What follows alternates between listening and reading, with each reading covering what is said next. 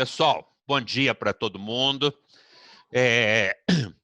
Nesse esquema que eu tinha combinado com vocês, de às quartas-feiras, uma quarta-feira apresentar uma aula, um assunto qualquer, e na quarta seguinte, a sessão com discussão de casos.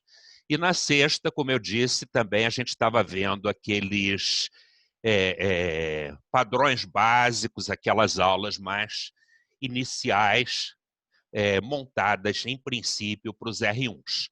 Né?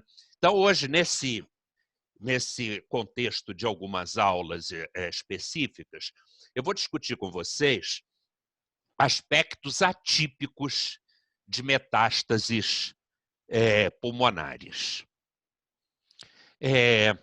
Digamos que eu tivesse 30 segundos para falar sobre metástases pulmonares, eu ia mostrar só esse slide aqui. Né?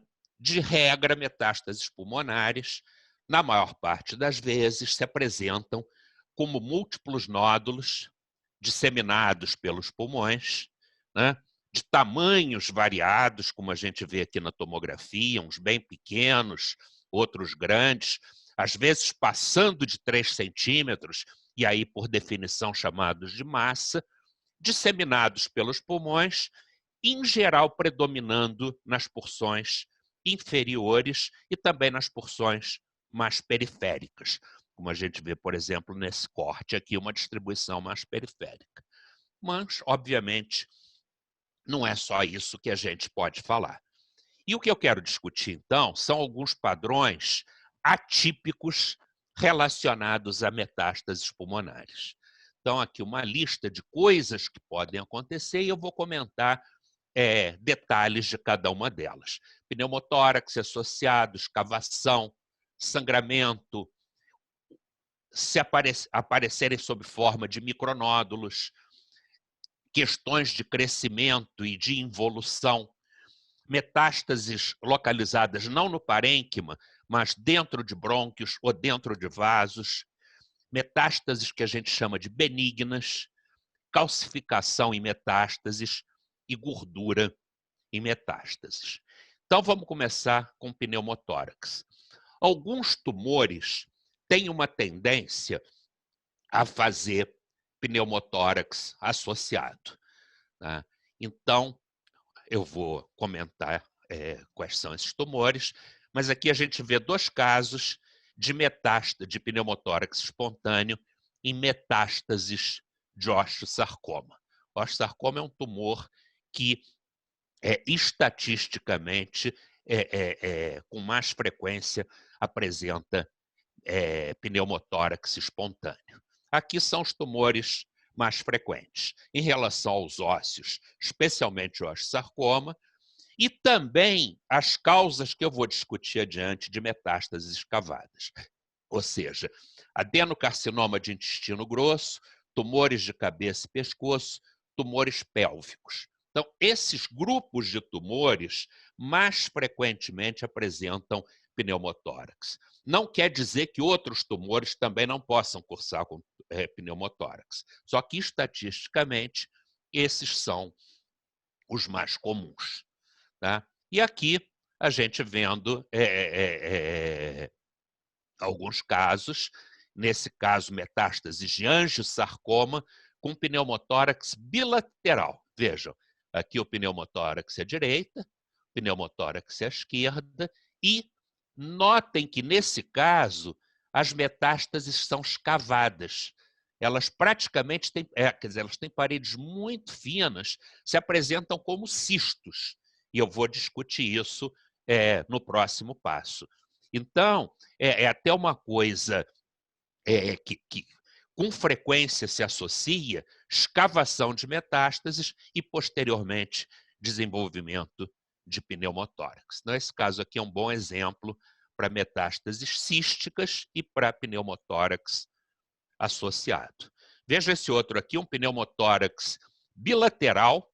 Está vendo? Aqui à direita, a linhazinha do pneumotórax, onde eu estou passando a seta, um nível junto ao seio costofrênico, que muitas vezes indica para a gente o pneumotórax, tá?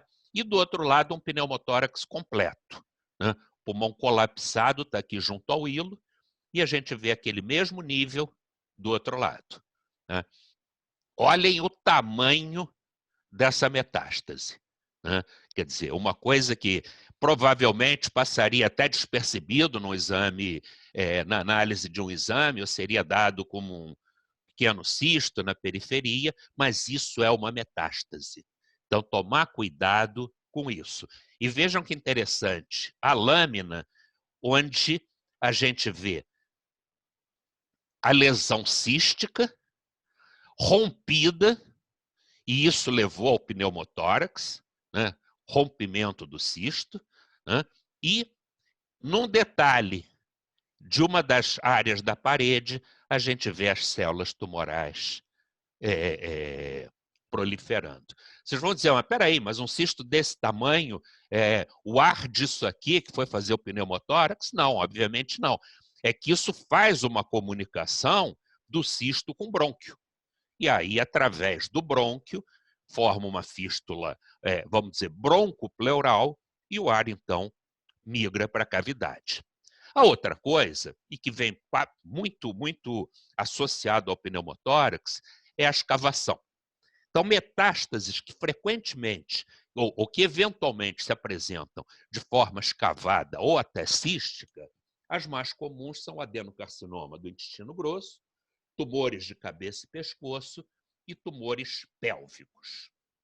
Tá? Esse caso aqui, uma mulher de 72 anos, tinha tosse seca, tinha feito uma esterectomia há 1 ano atrás e apresentou esse aspecto de nódulos múltiplos, alguns deles escavados, como a gente está vendo aqui, um menor aqui cístico, né? Algumas metástases ainda sólidas, né? E formação de pneumotórax. Então, metástases escavadas também com pneumotórax. Tá?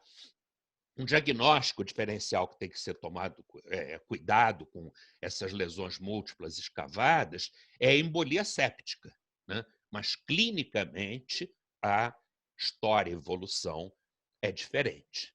Aqui um outro caso, esse mais complicado para diagnóstico, um paciente que tinha múltiplas lesões nodulares, a maior parte delas escavadas, com paredes de espessuras variadas.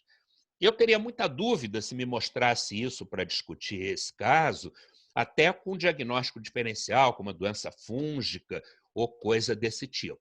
Mas esse paciente foi a óbito, aqui está o útero dele, com tumor, ele tinha um grande tumor uterino, e aqui o interessante, a lâmina de uma dessas metástases, mostrando necrose, essa porção aqui seria a porção mais central, necrosada, e células tumorais compondo a parede, ou seja, não deixa nenhuma dúvida no diagnóstico de uma lesão tumoral com necrose e escavação.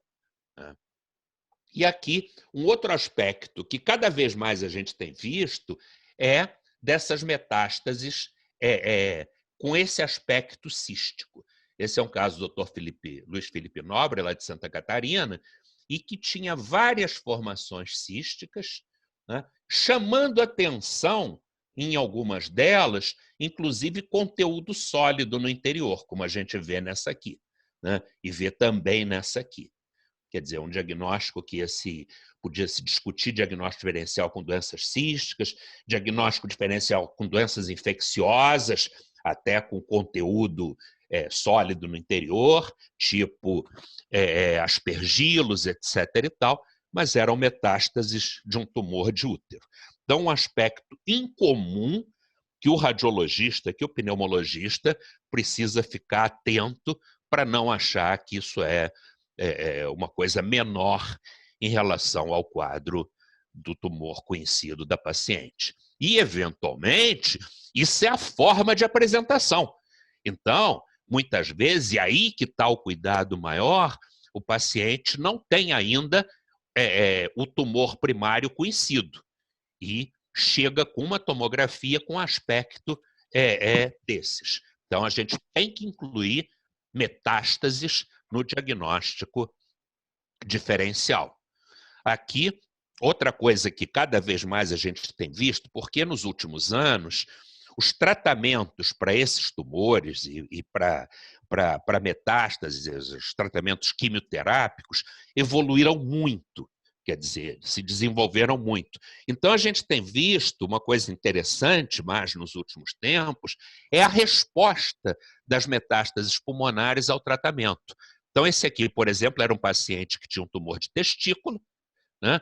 E cheio de metástases pulmonares, e a gente vê a evolução do processo pós-tratamento. Então, aquelas metástases que eram sólidas, necrosaram, escavaram, ficaram com paredes superfinas.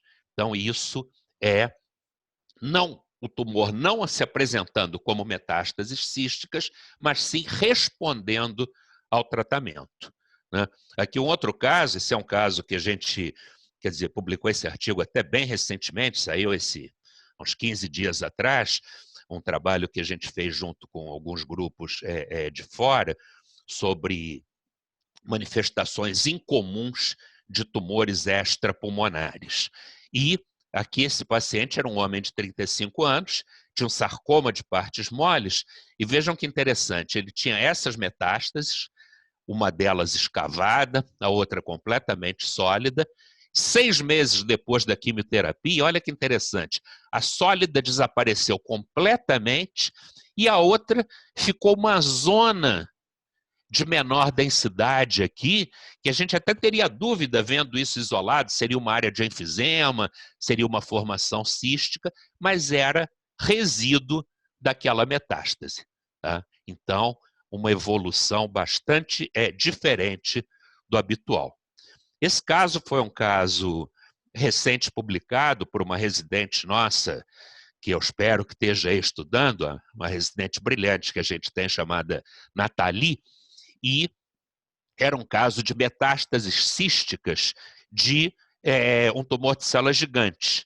Então, aqui a evolução, em alguns tempos, no primeiro exame, ela tinha esse cisto, né, vidro fosco em torno, isso a gente vai ver adiante, que na maioria das vezes corresponde a hemorragia, outro nódulo aqui, com sinal do halo, o centro um pouco mais denso e a periferia com vidro fosco, outra lesãozinha cística aqui, e olhem como é que isso foi evoluindo.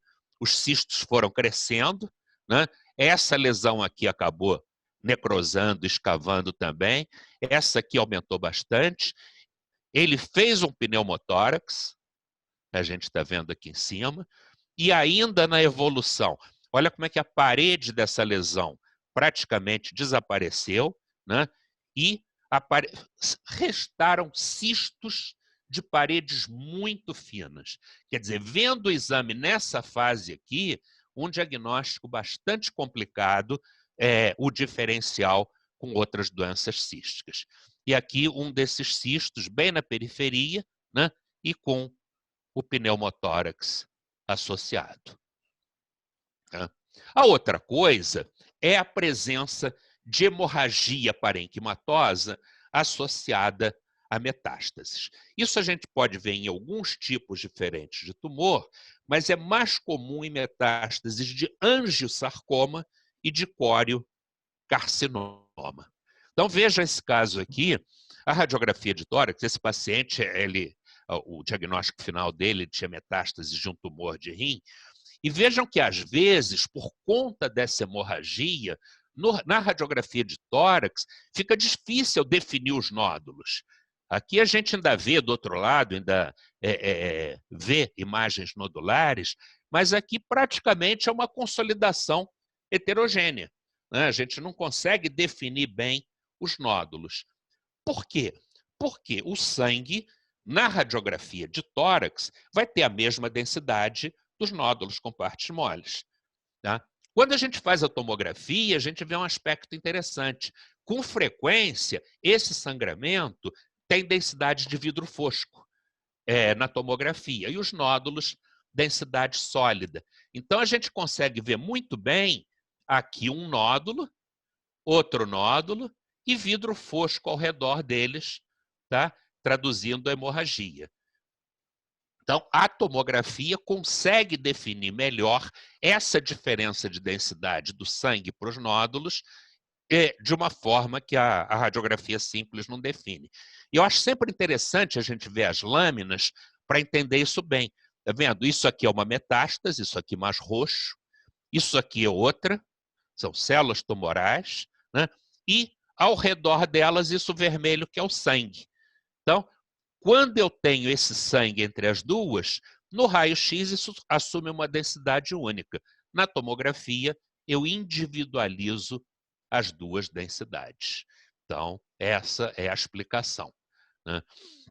Eventualmente, a gente encontra nódulos com sinal do halo. Isso é um aspecto comum associado a metástases hemorrágicas.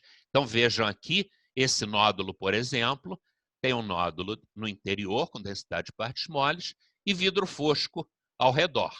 Aqui a gente vê isso aqui muito bem. Uma coisa que frequentemente faz isso, quando múltiplo assim, é histoplasmose. Histoplasmose adora fazer nódulos em vidro fosco e com nódulos com sinal do halo. Tá? Só que esse paciente era uma mulher de 37 anos, tinha dor torácica há uma semana, uma clínica de pouco tempo, um hemograma normal, e aí o primeiro passo foi pedir uma pesquisa, uma sorologia para histoplasmose. A sorologia foi negativa. Só que nesse exame, a gente já tem pistas muito fortes para pensar que isso não é histoplasmose e sim botar metástases com hemorragia no diagnóstico diferencial. Qual é essa pista?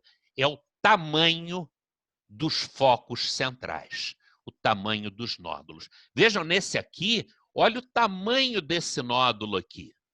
Eu não espero isso em histoplasmose.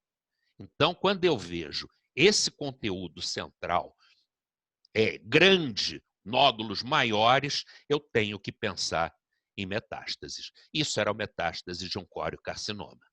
Né? Então, vejam, olha o tamanho desse componente sólido aqui. Olha o tamanho aqui. Olha o tamanho desse outro aqui. Isso é a grande pista para ficar preocupado com metástases como diagnóstico principal. Então, aqui a gente assinalando melhor nas setas o nódulo, o conteúdo sólido do nódulo. Esse foi um outro caso da doutora Diana Penha, lá de Portugal, imagino que ela esteja acompanhando a gente publicou há uns tempos atrás, e eram metástases também do tipo hemorrágico. Vejam, aspectos parecidos com aquele anterior, né? Focos de densidade de vidro fosco, alguns nódulos com conteúdo central, né? Quando a gente vê um detalhe maior, olha ali o nódulo no interior, esse menos volumoso do que aquele anterior que eu mostrei, mas esse caso também eram metástases de um angiosarcoma de coração, quer dizer, um tumor incomum. Esse já era conhecido quando o paciente fez essa tomografia, já tinha um diagnóstico desse angiosarcoma de 3 meses atrás, o que não quer dizer que não tivesse que entrar aqui o diagnóstico diferencial com doenças infecciosas. Nada impede dele estar complicando com doença infecciosa. Mas esse aspecto da densidade dos nódulos sólidos no interior dos focos fez pensar que o diagnóstico final foi esse mesmo. Esse paciente foi a óbito e esse diagnóstico foi comprovado histopatologicamente. Esse aqui foi um caso que a gente publicou recentemente, também com um ex-residente, Dr. Sérgio, e que era um caso interessante, era uma mulher de 57 anos, que ela se apresentou com sangramento anal, né? E então foi feito o exame, tá? Ela tinha uma massa na região anal, aqui a gente vê na tomografia, ela tinha uma massa enorme, que inclusive se expunha ao exterior, né? E essa massa era um melanoma. ela tinha um melanoma nessa região. E tinha no pulmão essas imagens, e vejam de novo aquele núcleo denso no interior, aquele conteúdo sólido maior. Então, eram metástases também de melanoma, com esse aspecto de nódulos com sinal do halo. Então, lembrar que isso é hemorragia ao redor do nódulo. A outra coisa que eventualmente cria dificuldades diagnósticas importantes é quando as metástases se apresentam não com aquele padrão de nódulos de tamanhos variados, como eu mostrei no primeiro slide, mas sob forma de micronódulos. Então, metástases micronodulares, como esse caso, que era um homem de 40 anos com tumor de tireoide, elas são, por vezes, de difícil diagnóstico diferencial com doença granulomatosa. Por exemplo, aqui no caso, histoplasmose, por exemplo, tuberculose miliar. Então, tem uma pista diagnóstica que ajuda muito a gente nessa diferenciação. O quê? As metástases, em geral, predominam e são maiores nos campos inferiores. Tuberculose miliar, por exemplo, ou os nódulos são difusamente distribuídos ou até predominam em campos superiores. Então, veja esse paciente aqui. Digamos que a gente não tivesse ainda o diagnóstico. Ele tem pequenos nódulos disseminados. Eu vou dar uma aula só sobre nódulos e vou dizer para vocês que esses nódulos são randômicos. Eles têm uma distribuição difusa, homogênea pelo parênquima pulmonar. Mas vejam aqui nos campos inferiores como eu tenho nódulos maiores do que os do campo superior. São mais numerosos e nódulos grandes. Isso é uma grande pista para metástase e não para doença granulomatosa. Então, frente a um quadro de pequenos nódulos disseminados, atentem para esse detalhe. Comparem campos superiores com campos inferiores e, se a gente encontrar nódulos maiores e mais numerosos nas bases, fiquem atentos para a possibilidade de metástase.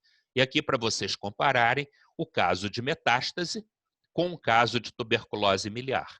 Olhem que praticamente eu não vejo nódulos grandes na base, isso aqui é uma cicatriz, não tem nada a ver, mas olhem, pequenos nódulos nessa porção e aparentemente uma quantidade maior de nódulos no campo superior.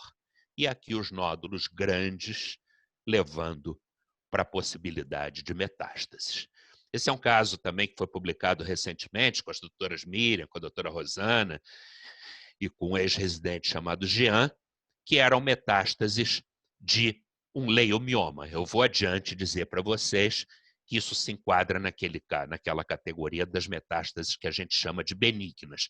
Mas vejam a quantidade de nódulos nos campos superiores e a quantidade nas metades inferiores.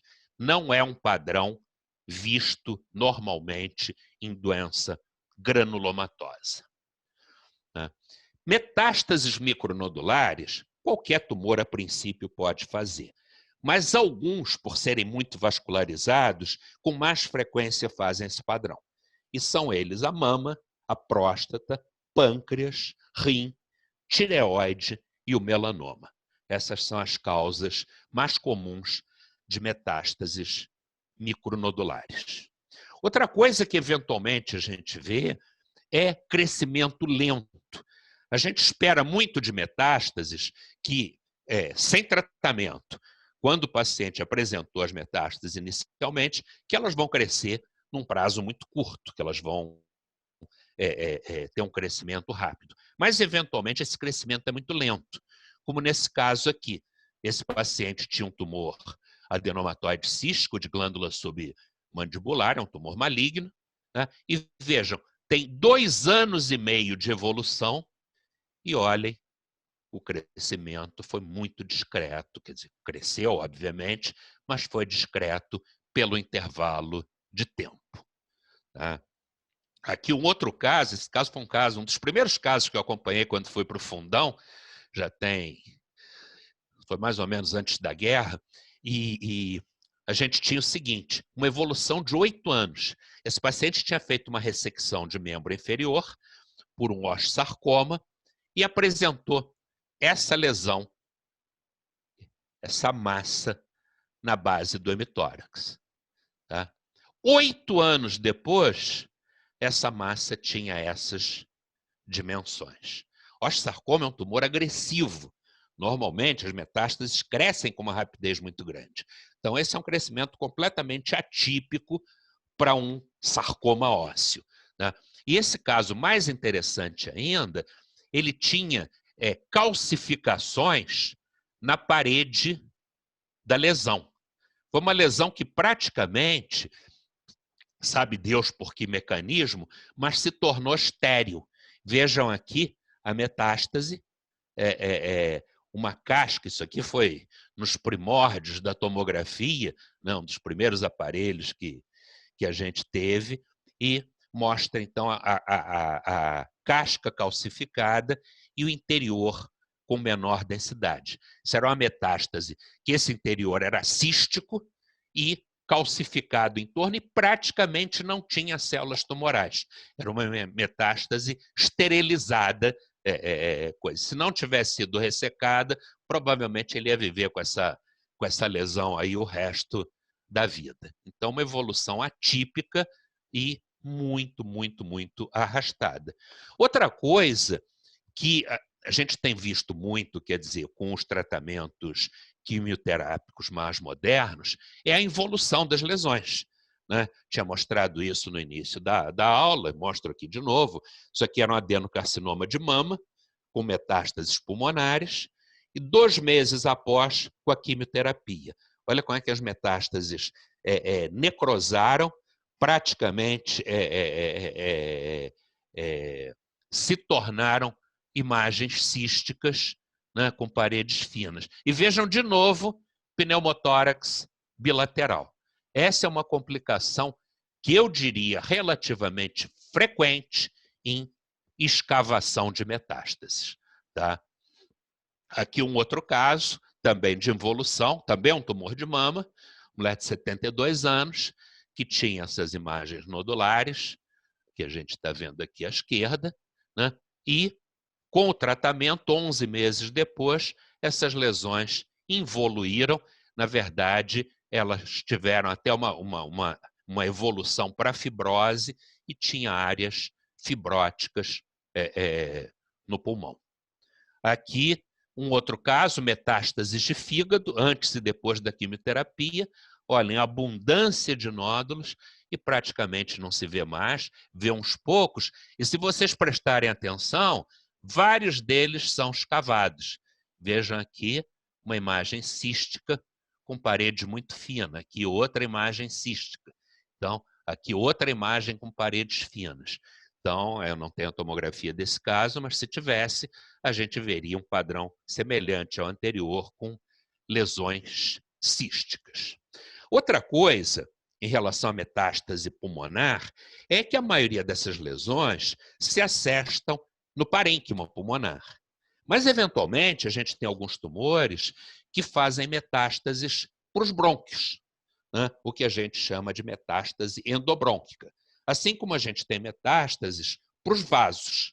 Né? Então, vejam esse caso interessante, era um tumor de tireoide.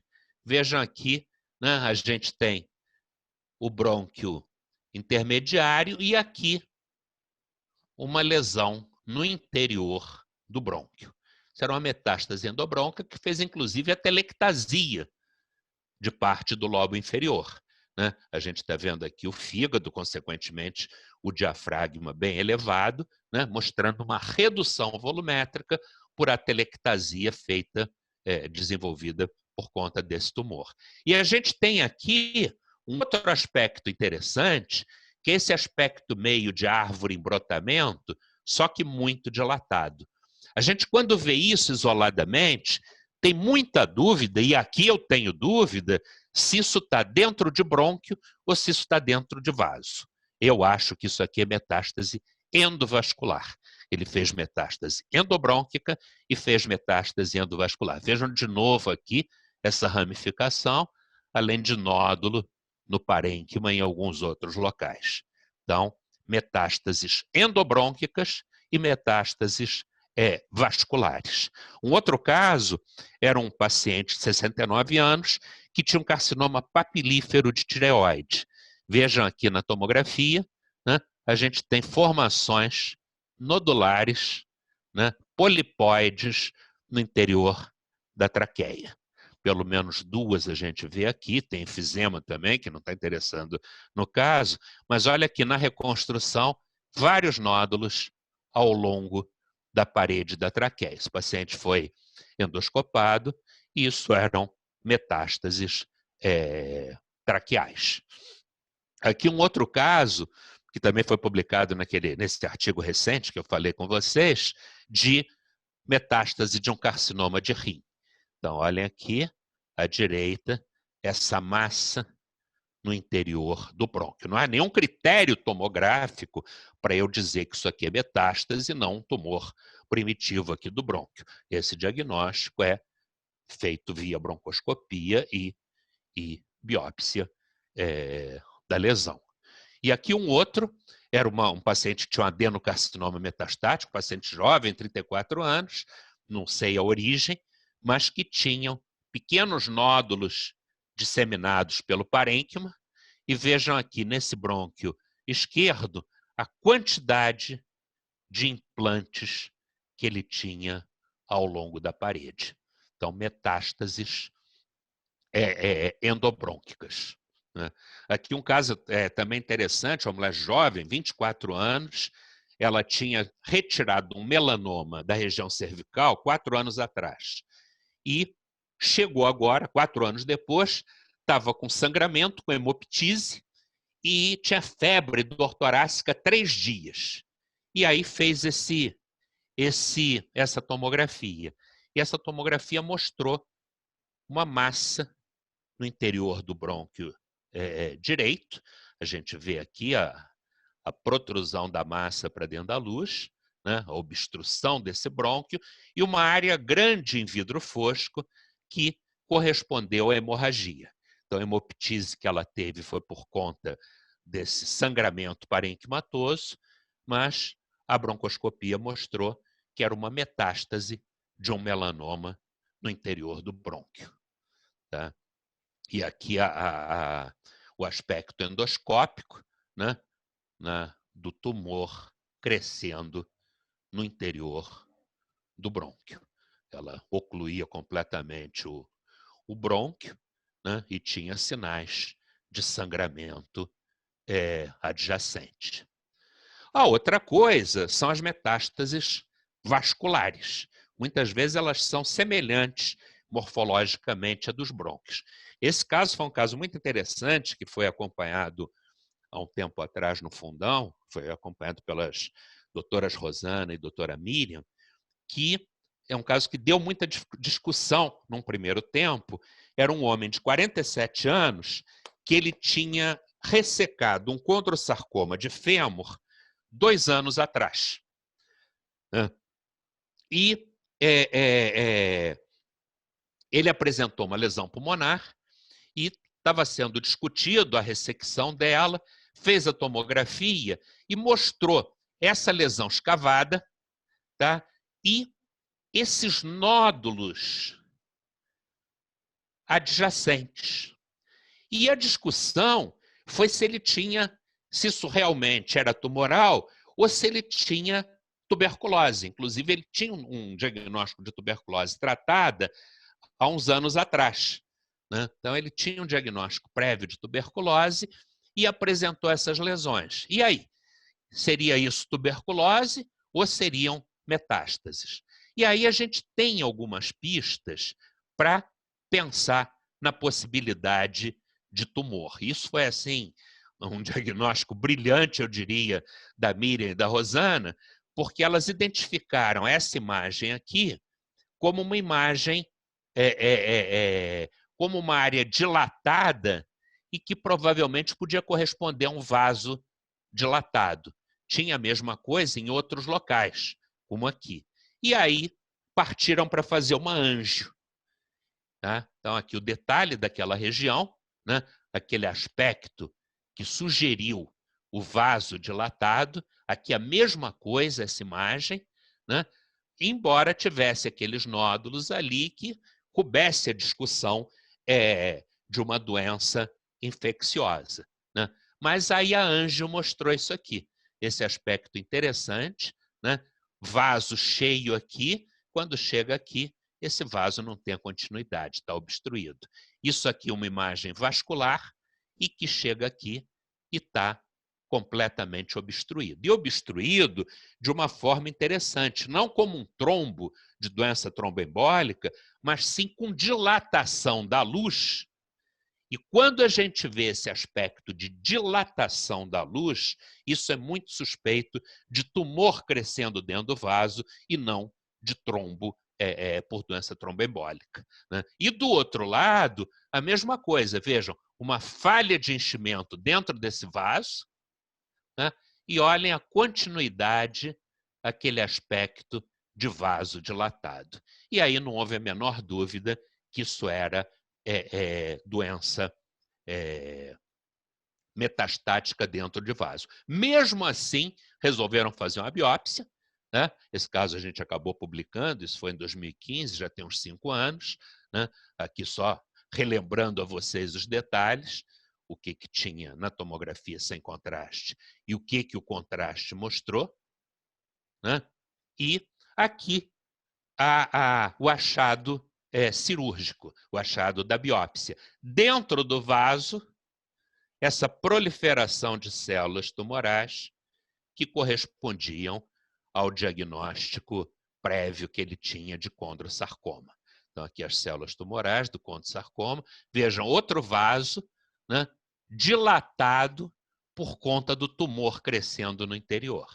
Aqui, de novo, esse aspecto, ó, tumor crescendo, fazendo essa protrusão na luz e, por isso, dando aquela deformidade nos vasos. Então, esse é um aspecto que a gente tem que ficar atento, porque essa dilatação, esse aspecto de dilatação, fala muito a favor de tumor crescendo. E aqui, só para vocês verem a diferença do padrão de árvore em brotamento em condições normais. Quer dizer, árvore em brotamento, a grande causa no nosso meio é tuberculose. Mas lembrar que não é só tuberculose que faz isso, né? E aqui a gente tem um outro caso muito interessante, eu confesso que acho que foi a única vez na vida que eu vi isso, é um caso do Dr. Bruno, lá de Porto Alegre. Era um homem de 20 anos, estava fazendo quimioterapia para um osteosarcoma e apresentou tosse, dispneia e febre. Ele tinha um hemitórax opaco, ele tinha um grande derrame a esse nível, mas tinha no outro pulmão essas imagens aqui calcificadas, meio ramificadas. A gente vê aqui embaixo aquele foco. E aí começou a dúvida do que era isso. Um exame mais detalhado mostrou uma árvorezinha em brotamento naquela região. Aqui acho que está muito bem visto. E calcificada. Tinha um outro nódulo aqui, a gente está vendo, mas essa árvore calcificada. E aí pensou-se na possibilidade de metástase calcificada, já que ele tinha um sarcoma ósseo conhecido. E ele foi à cirurgia, isso realmente eram trombos calcificados dentro da luz de vasos. Então, isso aqui a gente acabou publicando, já tem quase uns 10 anos, é um caso do Dr. Bruno, lá de Porto Alegre. Então, é um padrão assim extremamente incomum de árvore em brotamento calcificada, causado por embolia pulmonar tumoral. A outra coisa são metástases que a gente chama de benignas. Então, tem alguns tumores que podem fazer êmbolos para o pulmão, mas que esses tumores são de natureza benigna. O principal que a gente vê fazer isso é leiosarcoma. Leiosarcoma. Leiomioma. Leiomioma uterino é a principal causa, embora tenham descrições por outros tumores, tipo mola hidatiforme, por adenomas de glândula salivar e até por meningioma. Mas a grande causa é leiomioma uterino. E esse aqui é um desses casos, uma mulher de 64 anos, ela tinha feito uma esterectomia por leiomioma há 28 anos e apresentou essas imagens nodulares, está vendo? Predominando nas metades inferiores, um raio-x de tórax, que a grande hipótese é... Gente, tem alguém com o microfone aberto, por favor, fechem. A grande hipótese diagnóstica seriam metástases pulmonares. A tomografia mostrou isso, o diagnóstico de metástase foi aceito num primeiro tempo, só que uma biópsia de uma dessas lesões mostrou que era benigno, eram histologicamente leiomiomas. E isso, então, ficou definido como metástases benignas de leiomioma. É uma entidade que é interessante que vocês conheçam. É raro isso acontecer, mas como o leiomioma é uma condição bastante comum, saber que isso pode acontecer. Esse foi um caso do Dr. Klaus Irion, da Inglaterra, que a gente publicou também há uns anos atrás, e era um paciente que 1 ano atrás ele tinha feito uma oforectomia e tinha feito uma menopausa artificial por hormônios. E aí apresentou essas imagens nodulares, né, e que eram metástases de um leiomioma. E, desculpe, eu me enrolei um pouco com o caso. Ele apresentou essas imagens, tá? Teve o diagnóstico de leiomioma, foi tratado com menopausa artificial, além da retirada dos ovários, e 1 ano depois, essas lesões tinham involuído completamente. Aqui a tomografia das massas, cheio de veias anormais no interior, de vasos anormais, e respondeu muito bem a esse tratamento hormonal. A outra coisa que é raro acontecer, mas a gente pode ter, é gordura no interior de metástases. Tá? A gente tem como um conceito básico que gordura é critério de benignidade para lesões pulmonares. Isso é verdade até certo ponto. Né? A gente tem também o conceito que calcificação, em geral, é critério de benignidade, mas calcificação, cada vez menos a gente aceita isso. Mas gordura é muito mais enraizado na cabeça do radiologista, que é critério de benignidade. E, realmente, nódulos com gordura, quando a gente encontra nódulos com gordura, a gente tem 2 hipóteses principais para fazer. Uma é amartoma, né? E a outra são lipomas. Né? Quando a lesão é toda gordurosa, lipoma é uma boa possibilidade. Tá? Então, a gente tem esse paciente aqui, né? Tinha esse nódulo, um nódulo, em princípio, indeterminado na radiografia, no corte com janela de pulmão, mas no corte com janela de mediastino parece que ele tem densidade baixa. Compare a densidade dele, por exemplo, com a densidade do coração. E as medidas de densidade confirmaram isso. Ele tem menos 41 unidades, Hounsfield, né? Com um mínimo de menos 62 e um máximo de menos 21. Então, não há dúvida que isso é gordura. Isso era um lipoma pulmonar.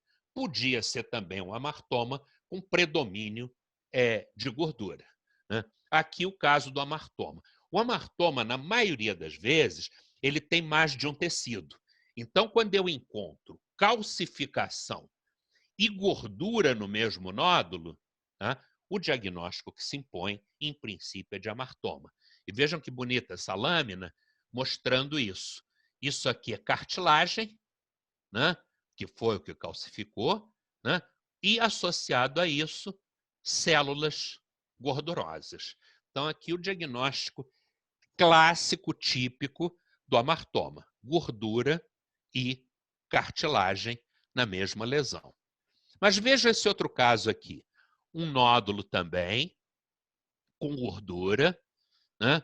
E com as mesmas medidas, mais ou menos, média de menos 45, mínima de menos 65, mas esse paciente tinha um tumor conhecido, inclusive com manifestação no outro hemitórax, que era um liposarcoma.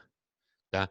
Então, vejam bem, isso aqui é uma metástase gordurosa, uma metástase com tecido gorduroso de um liposarcoma. Nesse caso aqui foi menos complicado porque já havia comprometimento do outro hemitórax e a gente vê aqui o tumor, tá vendo? O tumor destruindo vértebras, crescendo para dentro nessa região torácica inferior, tóraco abdominal, né? Com grande derrame pleural, pulmão colapsado ali. Então, o diagnóstico ficou mais fácil. Mas no caso desse tumor gorduroso ser abdominal ou pélvico sem outro local, isso daria uma bela de uma confusão diagnóstica para o diagnóstico de focos de calcificação. Outras praticamente são completamente calcificadas. Isso não é um aspecto raro. A gente vê calcificação em metástases de osteosarcoma com uma relativa frequência. Aqui outro caso, né, mostrando várias metástases calcificadas, também de um osteosarcoma, e aqui interessante, inclusive uma metástase subcarinal, né, uma metástase na região infrabrônquica, que era uma metástase linfonodal também calcificada. Né? E esse caso aqui é um caso muito interessante, é um caso que a gente aprendeu muito. Isso aqui era uma menina de 16 anos que tinha um osteosarcoma na tíbia direita. E ela fez esse primeiro exame e ela tinha essas placas pleurais calcificadas. Tá vendo? Além de um nódulozinho calcificado no parênquima.